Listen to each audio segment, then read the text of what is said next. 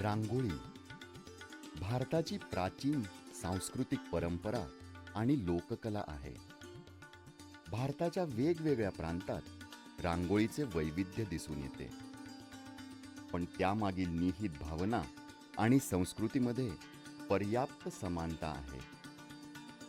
संस्कृत भाषेत रांगोळीला रंगवल्ली असे म्हटले जाते. सौंदर्याचा साक्षात्कार व मंगलाची सिद्धी हे रांगोळीचे उद्देश मानले जातात.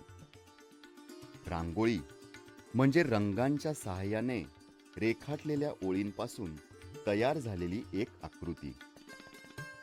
भारतीय संस्कृतीमध्ये रांगोळीला बरेच महत्त्व आहे.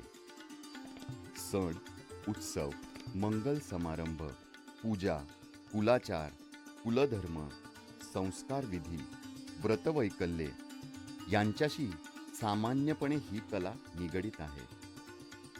तिचा उगम धर्माच्या अनुबंधानेच झाला आहे असेही मानले जाते. प्रत्येक दिवसाला किंवा सणाला वेगवेगळ्या आकाराची रांगोळी काढण्याची प्रथा परंपरेने चालत आलेली आहे. देवघर, अंगण, उंबरठा तसेच तुळशीजवळ रांगोळी काढली जाते. एखाद्या व्यक्तीला ओवाळताना ती व्यक्ती बसलेल्या पाटाभोवती आणि पाटाखालीही रांगोळी काढतात.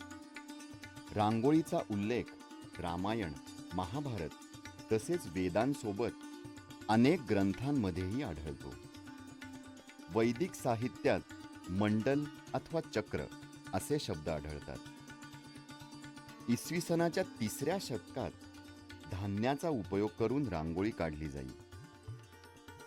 नलचंपू ग्रंथात उत्सव प्रसंगी घरापुढे रांगोळी काढीत असल्याचेही उल्लेख आहेत.